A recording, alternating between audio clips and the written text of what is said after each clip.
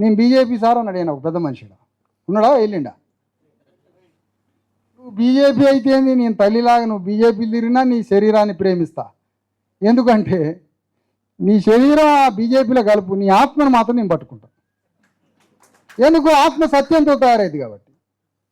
నీ ఆత్మ నాదే. ఎందుకు? సత్యాన్ని నీ ఆత్మ. నీ శరీరాన్ని తిప్పు, బీజేపీలు తిప్పు. ఇప్పుడు మన తల్లి ఎంత ప్రేమ ఉంటే ఎనిమిదిని పట్టుకుంటుందో తెలుసా? తల్లిని కొట్టినా కొడుకు, చివరికి తల్లినే కొట్టినా, ఎవడు సోపతి చేసి ఇట్లా అయినవరా, నువ్వు నా మీదకి ఎందుకు వస్తున్నారా, ఏమైందిరా నీకని కొడుతుంటే కొడుకు మీద ఏడ్చింది. అంటే ఇతన్ని ఆపరేట్ చేసేది ఎవడు?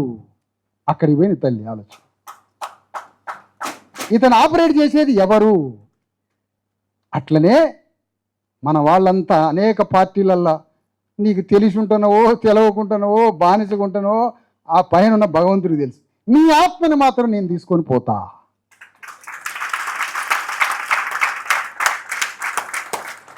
అందుకే నేను బీజేపీలో ఉన్న చీకట్లు వచ్చి సందా వేసిపో, మాకు చీకట్లు వచ్చి సందా వేసిపో అన్న, మేము అట్లా ఉంటున్నాం, ఆడ దండం పెడితే మరి ఏదో ఒకరోజు వస్తుంది నీ మంచివే అనే కాడికి తీసుకురావాలి. చాలా జాగ్రత్త. చీకట్ల సందా వేయాలా, గుడ్డ చాటుకు పోయి ఓటేయాలి. అట్లనే మనం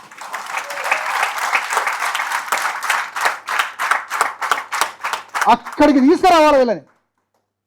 ఇప్పుడు రెడ్లు కేసీఆర్ చుట్టే తిరిగి తిరిగి తిరిగి పీరిగం చేసి పారేసింది. మానవ బాంబులాగా లోపట్నే పెట్టిండు రేవంత్ రెడ్డి. చంపి బయటకు వచ్చారు వాళ్ళు.